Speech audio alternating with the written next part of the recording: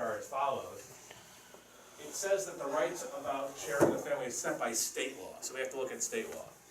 So, from your perspective, this is a really, really tough situation. So, somebody calls up as a step-parent. Now, the first question is, what I would say is, well, can you, you have no way of verifying that that step-parent had any rights over the child. Well, first of all, if someone calling, I wouldn't give any information out because you have no idea who's calling. Okay, so how do you respond? Somebody said, I just heard my stepson was in an accident, I want to know if he's okay, or what hospital you took him to. What do? How do you respond then? I mean, you have them on the phone, they're going to need to hear something out of you. So, one thing you can say is... I try to ascertain some information as to where they live and to see if I can get some type of relationship with that person. Well, they tell you, I live with my son, and I'm the stepfather, or I'm the stepmother. Well, what I would do is say... Probably would tell him that he was transported out into the hospital. Well, I think the best thing to do in that situation is, okay, can you please have your spouse call? I need to talk to his parent. That would ignite him. Right, and say, well, the problem is, and then if they say something, say, I need to, I'm sorry, but under HIPAA, I'm restricted by law over who I can talk to, and I just don't have a way to verify who I can give the information to. Well, how do you know it's the parent? I mean, what if he doesn't say he's a step-parent, and he is a step-parent? Or, right. I mean, it's like, where does it, I mean, you have to it's really make hard, a judgment and I can't call. tell you that there's any hard and fast rule about what you need to do in terms of verification. But I would start with, if they tell you, I'm a step-parent, or, then we may have an issue, or their name doesn't match. Now you're on notice that there's a difference between saying, I'm the father, and saying, I'm a stepfather, or when you go to check that, I need to, my last name is Schuster, say, hey, I need, my daughter, Jenny Smith, I need the information. Well, you already know the names don't match, so maybe there is something that we don't know. You're on notice, and I think reasonably you have to say, well, the best thing to do is come to the station, can you bring an ID, we need to verify who you are, I can't give out information over the phone without without a way to verify. And when they come in sometimes. And if they come in, and this is a really difficult part, and I think the issue is it becomes a matter of risk. If you give it out to the wrong person, it's a violation. I also think there's a certain amount of reasonableness and common sense. And we're never, what are you going to do? You need to go to the bank vault and get the birth certificate or the custody agreement or whatever. So it depends on the situation. Is it an emergency, or do we have time to say, look, you put in a Foia request for an incident that happened 4 weeks ago. We're happy to work with you, but you need to provide me some verification of who you are and your right to get the records. Whether it's a birth certificate, a custody agreement. Can you please, what do you have that you could provide? Well, we have all the time in the world to get it then. What's more difficult is when it's an emergency situation, and I think there's this, in your professional judgment, and you're using reasonable precautions, I think you're going to be okay. So there's no, I wish I could give you a definitive way to do it, but the important thing is use common sense. So we can even make the patient fill out a Foia request. Yeah. So you're saying our policy should be any ambulance report request must fill out a Foia? I think that's a good idea. They want it and say fill out a request. They do, and then we'll process it. And we may want to, as part of the processing, say, look, we need to check an ID. We need to check a birth certificate. We need to, whatever we may need to do, but it starts with let's get it in writing, and then let's take the time to evaluate, because this is the really difficult situations, and this happens all the time. So there's no situation that you could think of that where we would be mandated to give that ambulance report the same day? No. You could, other than to be clear on the law, on the law, in terms of the law, you are not precluded from doing it without taking a Foia request.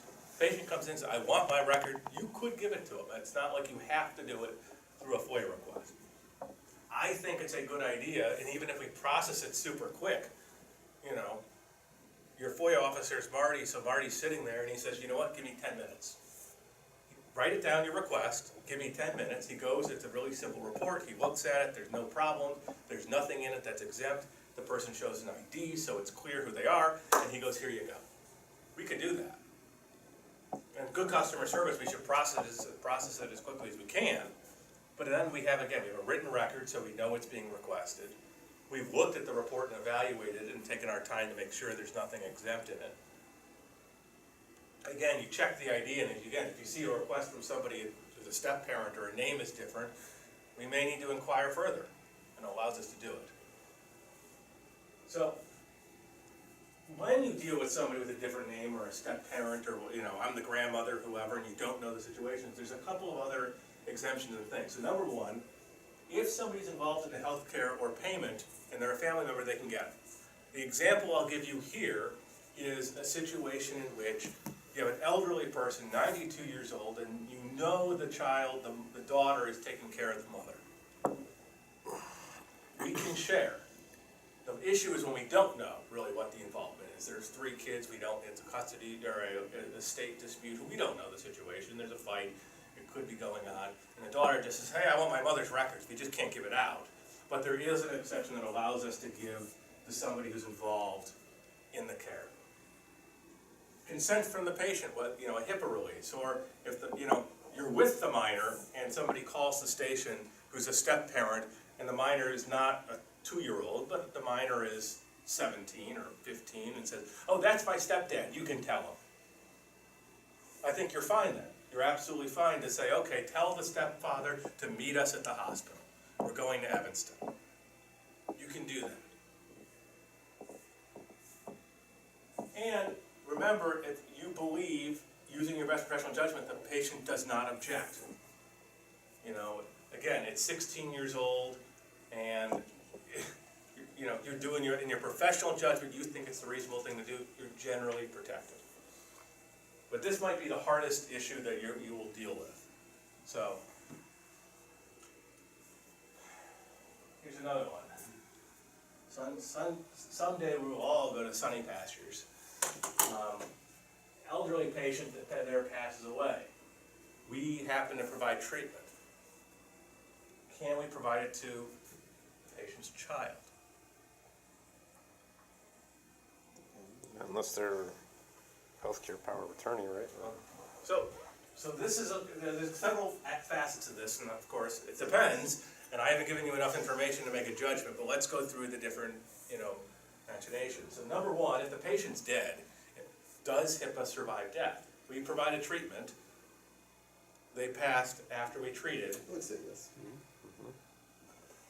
It does. 50 years past death. So once somebody dies, we have to continue to treat that record as protected by HIPAA. Second, let's say you get to the scene and you don't provide any life-saving care. You get there and the person has been clearly passed for days. And so there's no doubt you don't do any life-saving treatment. You look at them and go, yep, unfortunately they passed a couple days ago. Protected by HIPAA?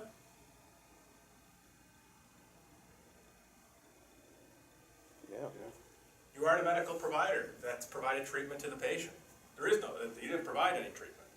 So I would say generally no. There still may be privacy issues in giving out information. But there's a medical report we process, even with no treatment. Mm-hmm.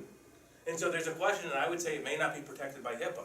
There may be other things and reasons we may withhold certain information, but it's different if we don't provide treatment. So, the other issue here, and this is something to think about, is whether the patient's child can get it depends on a lot of things. So, we don't know once the patient, that there might be a dispute of the estate. We don't know who's the executor of the estate and who had the power of attorney. So if a child says, oh, my mother passed away, can I get the records? The answer is we may need to ask them for a will or some other documentation proving that they're the executor of the estate. So have them file a request, we'll process. But the last slide said they're involved in the patient's health care and or... Right, but usually when the question is, it's very difficult to know. how do we verify? Because power of attorney goes away as soon as that person dies, right? Depends what the power of attorney says. So we may need to get that power of attorney form. And you generally, yes, they may have a medical power of attorney, you know, to make certain medical decisions while the patient's living, and it generally expires upon death.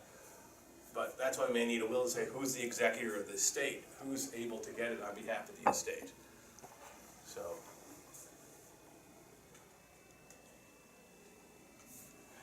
Last one here. Your spouse asks you about your day, and you tell him or her about treating a boy that fell out of a tree. Depends. Well, if you don't give any age, address, personal information. Right. I bring home all the ambulance reports. Yeah. So generally speaking, it sounds like with the information we have here, you're probably okay.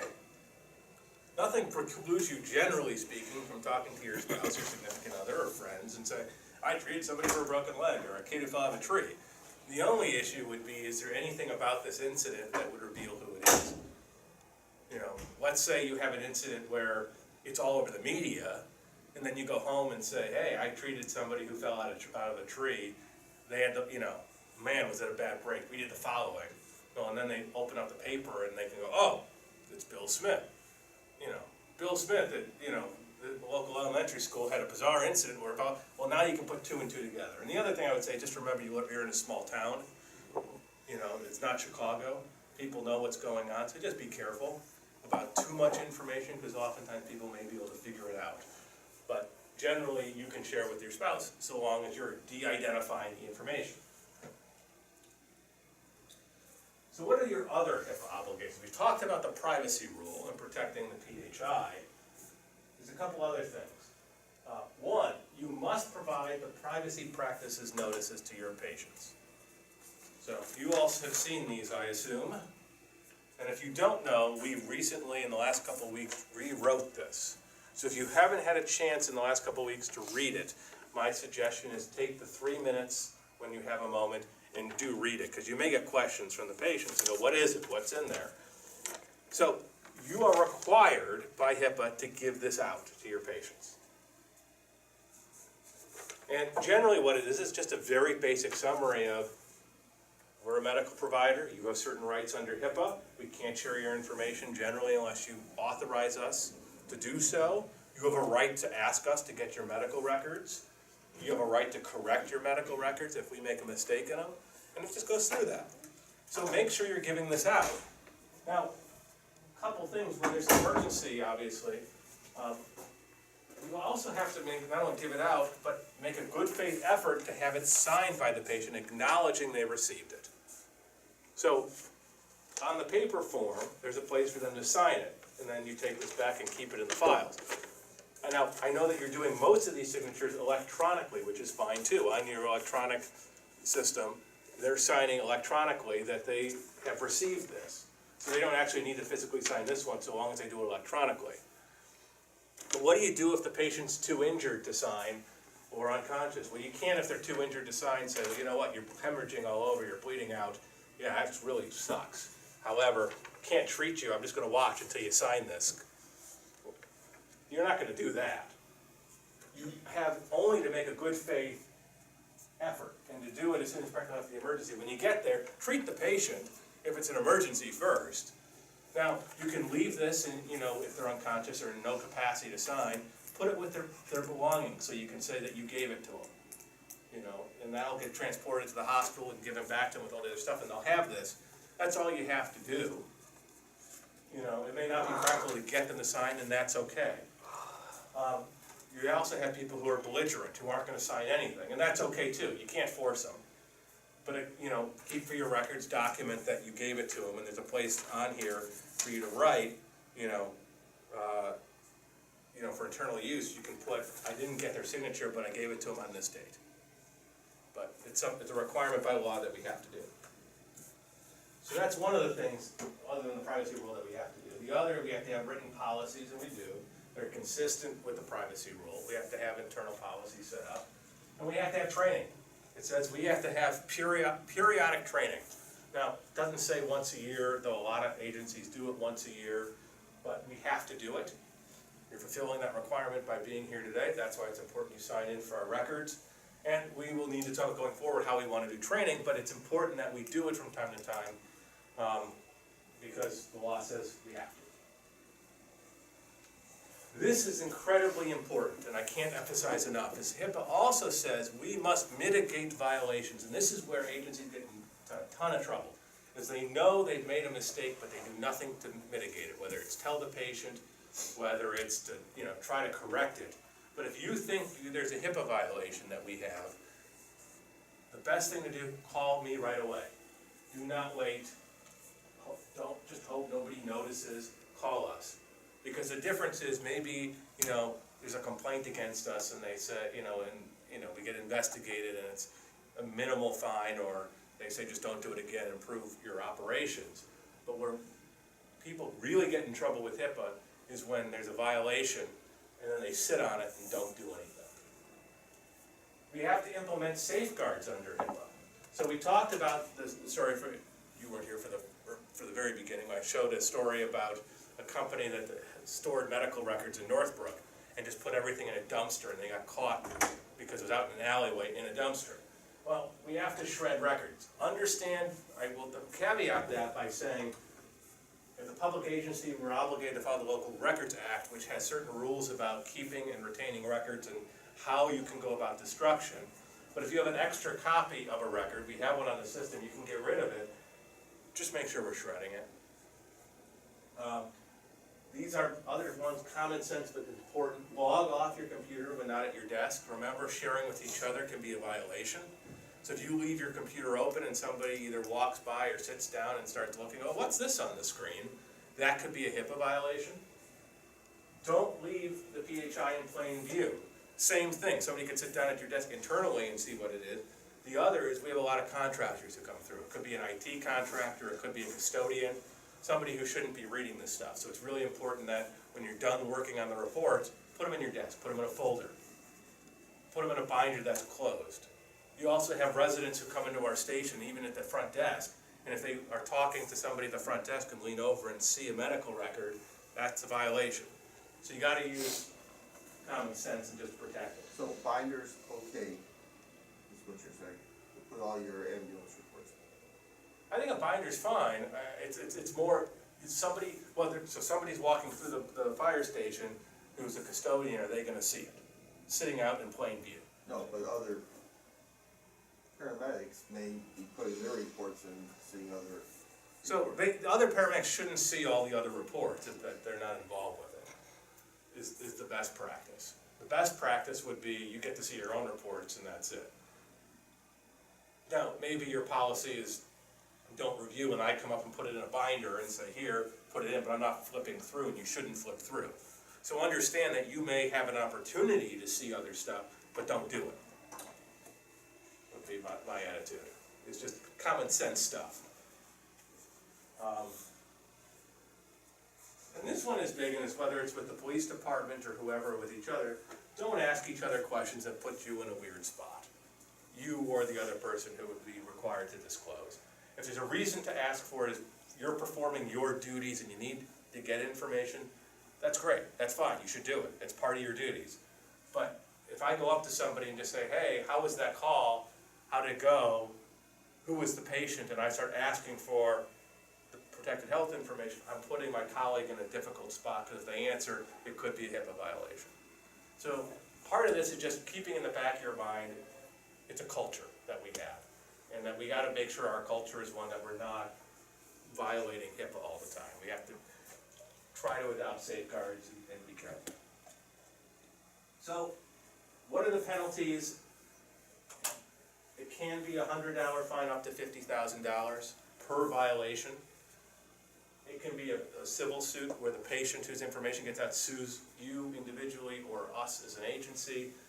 You have certain protections if you get, I don't want to scare you that they could sue you individually, but just be mindful that somebody can sue for money damages. And then there can be criminal penalties. We saw that in the first slide, the paramedics sending selfies with patients. They had felonies, they had jail time. It's a serious stuff. Now, as I talked about a minute ago, culture is important. If we get investigated by the Department of Health and Human Services, they're gonna look at our general practices. They're gonna say, is this a one-off innocent mistake? Or is this intentional, or are we being callous? Are we being negligent?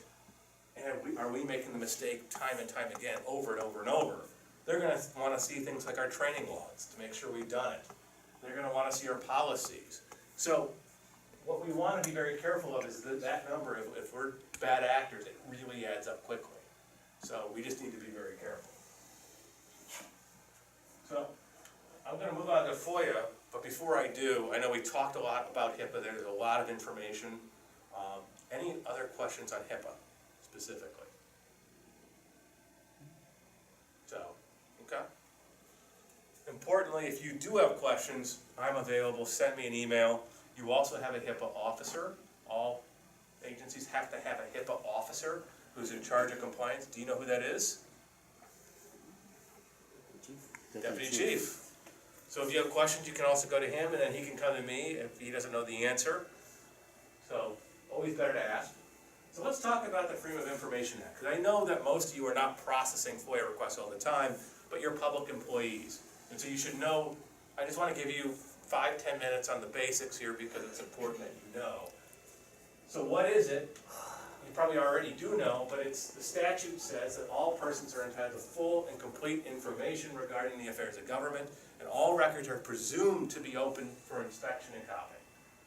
So this is the world we live in. As a public agency, anything you put on paper, anything you put in an email, anything that's a public record, we start with the proposition that it's presumed to be open and the public gets it. Now, if somebody submits a FOIA request, before I do that, so what is a public record? Number one, it has to pertain to public business, and then there's this very long, convoluted definition, but it must be prepared by the public body in our possession or control, received by us, but basically we have it.